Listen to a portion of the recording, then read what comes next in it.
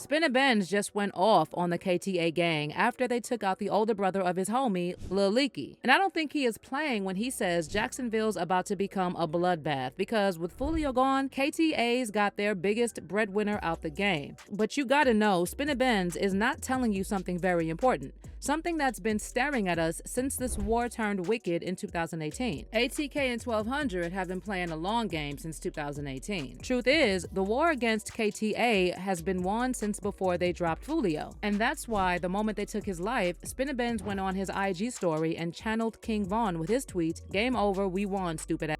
As you'd expect, the post split the internet up, with some fans on Spinabenz's side and other fans coming after the Jacksonville rapper. One fan said, "Spinabenz a whopper with the chopper, sampling Chingy Holiday to diss Foolio." That should surprise no one, cause Spinna and Chopper have been waiting for this like they were owed. But on the other side of this situation, one fan came after them saying, "Spinabenz and Youngin Ace talking about Foolio is crazy. One of them probably next to get caught slipping." There's a chance, but it's hella unlikely, and I'll break down why in a minute. Now, the fan comment that really captured the whole situation was this one, where he was saying, "Beef like this never ends. No one won. People are gonna keep getting killed, and this for sure ain't the end. His people are going to slide. People are going to die from both sides. There ain't gonna be a true end to this conflict because beef like this never ends." That's also true. But that part where the fan says no one won, I don't know, someone definitely won. And it's pretty clear if you begin with the tragedy that they got laid out on their front porch. Leake's older brother Fizzy was targeted by what many believe were KTA ops. They believe it was an act of retaliation. It's double tragedy because Fizzy was the older brother of Leeke, who was Spinabenz's main homie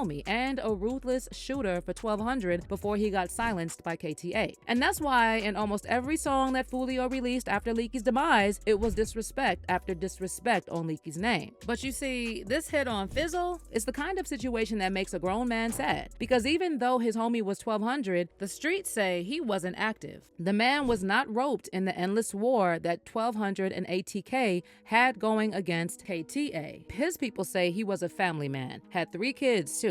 And one of those kids, a girl, had lost her mom, Fizzy's baby's mother, some years back. So as it stands, that little girl is an orphan, just like that. Like I said, this is one of those situations that is just tragic. So you can understand why Spinabenz would be so pressed about the situation. But hey, as much as I hate to say this, we all know this situation has never been pretty. Innocent people have been catching strays left, right, and center from the jump. In fact, this whole feud supposedly started back in 2016 because ATK or 1200 hit a 22-month-old kid while they were trying to take out a KTA affiliate. So the Jacksonville conflict started out with a violation, and this won't be the last if you ask me. But it goes deeper. I genuinely think that ATK and 1200 have been playing chess while KTA has been playing checkers. And it shows, because if you trace this conflict all the way back to before Julio Foolio was caught slipping on his 26th birthday, to before both sides of the divide dropped those music videos of utter disrespect back in 21, you'll know that for the longest time, it seemed like KTA was winning when they really weren't. You want to hurt an op, you hurt them where they can't recover. And they almost did that back in 2018. Now, for y'all that don't understand the hood politics between KTA and ATK, I'm going to strip it down to 2 individuals.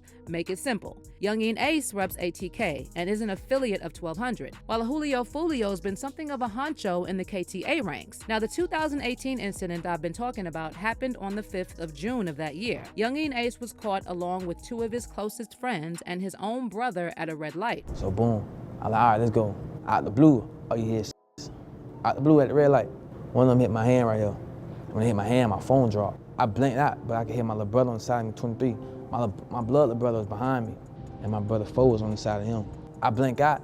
I even forget my little brother behind me. By here, 23 screaming on the side of me. All 3 passed away. Only Youngin Ace survived. And the fact that he came out alive was more a miracle than anything else. But something else changed after that moment. You see, before that moment, Ace had been terribly active in the streets. So much so that while he was in the hospital after the incident, the police came over and hauled him off to jail because he had disregarded an existing probation he was on earlier that day. He was so active that the cops even tried to pin the whole thing on him. He was so active that he probably realized he got caught up in this whole action, he forgot to stay guarded, and he lost his brother in the process. So from then on, and y'all already know, I'm just assuming based on patterns I'm gonna reveal in a bit, but from then on, youngin' Ace became more careful. Sure, the feud never stopped, but something about Ace suddenly took a sophisticated turn. It's like after 2018, he learned his lesson. And yeah, before y'all say it, I know the homie still got targeted in 2019, the same incident that took Rollo out permanently. But after 2019, Ace just went stealth mode. Not all of ATK, just mostly Ace himself. He became kind of untouchable. Some fans even noticed it too, especially after Foolio passed. One of them said, ATK harder to find because they lie low and are out of state. But it wasn't just one fan. Another one said, they never or barely allow any of them on camera, and they usually always masked up. They smart for that. Now combine all of that with the fact that after 2019, Ace received no action. I mean, really nothing. But you see, Foolio, he was different, because while KTA was stacking up ATK and 1200, Foolio was receiving a lot of the retaliation. We all know the story about how he was almost caught slipping in 2020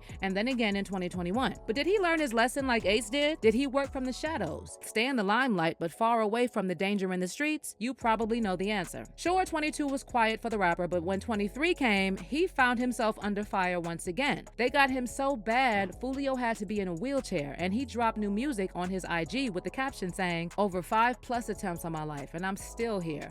Real demigod. Foolio was stuck on the fact that ATK and 1200 were failing to take him out. The homie said on the Adam 22 pod that he was a demigod, when really he was one bad day away from seeing those ops he promised to visit. See, I don't know what he did, but whatever he did was what got him unalived once and for all at the hands of ATK. They finally got him. It's why Spinabenz is hella confident that they're gonna slide for Fizzy. Fizzy's death is its own thing. It can't be retaliation for Foolio, because if it is, then that's just sad. But what do y'all think? Is Spinabenz right about the retaliation he's promising for Fizzy's demise? What about this business with ATK winning the war now that Foolio's gone? Is the war already over, or are we about to see the beginning of another decade of bloodshed and another generation of dead teens?